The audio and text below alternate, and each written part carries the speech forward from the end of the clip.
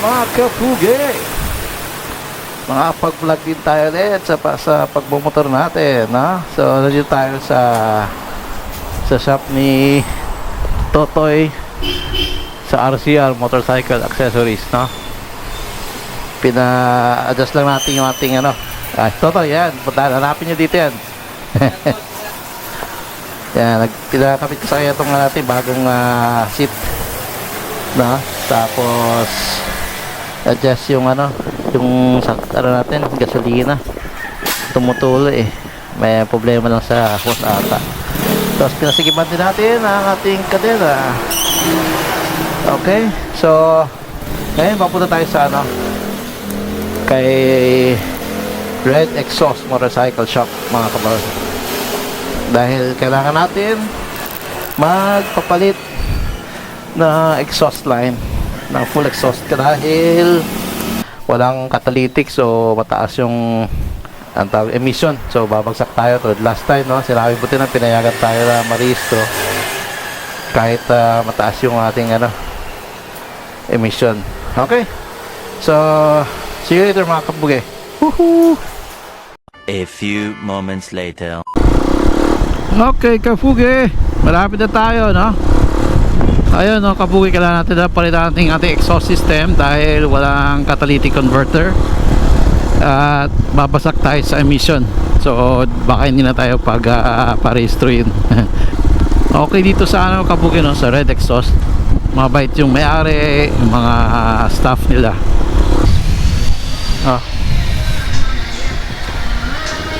Ito pa rin nagbago.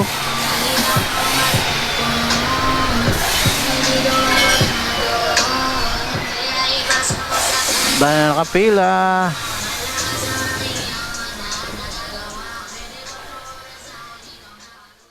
A few moments later.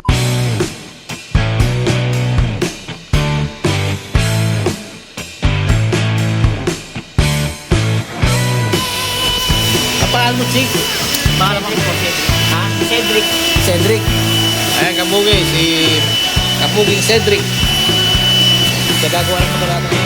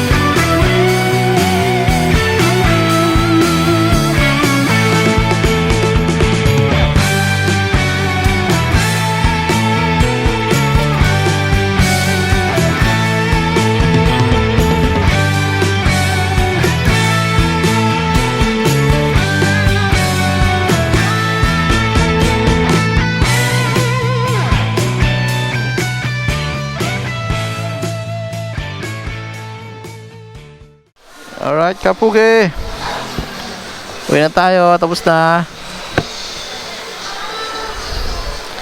So at least may catalytic na, no, converter ng ating tambucho.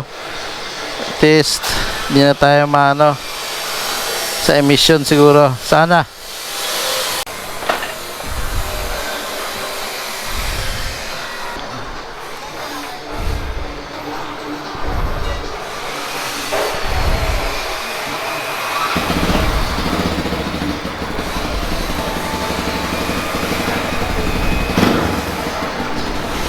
Gitip.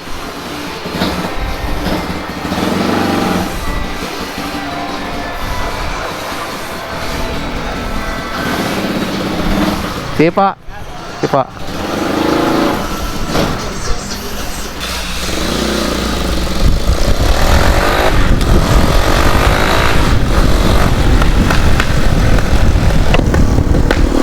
Lakas pa ng ano. Pero parang lumakas yung makina. Anyway, Kapugi, ayan, may backfire pa, no? Papagawa natin kay Kapuging Edwin bukas, mga Kapugi.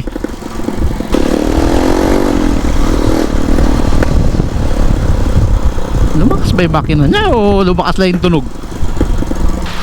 Anyway, Kapugi, so nagpakabit tayo ng full exhaust, no, kay Red exhaust motorcycle or Red motorcycle exhaust.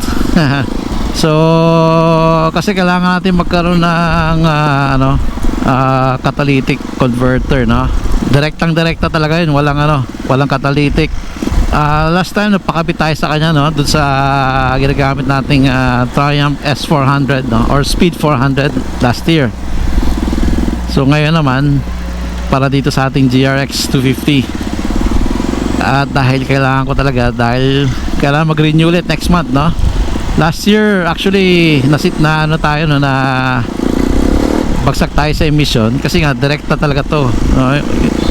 Original exhaust system ito ganoon talaga, diretso, walang catalytic.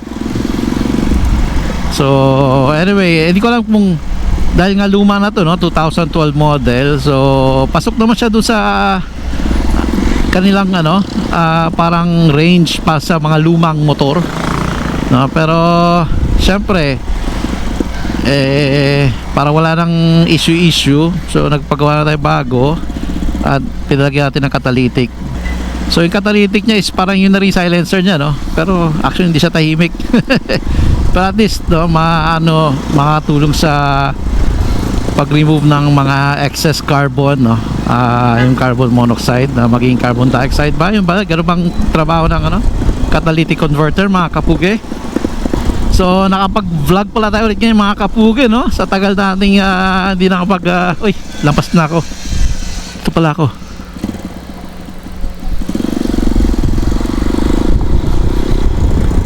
Alright, mga Kapugi, no, ngayon tayo nakapag-vlog ulit using our motorcycle, no. So nakapag-motovlog na naman tayo. Medyo matagal-tagal na rin tayo hindi nakapag-motovlog, dahil nagpipikilball tayo. No, tsaka yung nga, may mga problema yung motor, so kailangan nating ipaayos pa. Hindi rin nakakapag-motor madalas, no. Ito na lang nung napagawa natin yung transmission natin, dahil yung third gear may bungi na, no, kaya hindi na maganda ang takbo. Tapos ngayon itong car binaayos natin, so need pa itimpla bukas, no, ni Kapuging Edwin.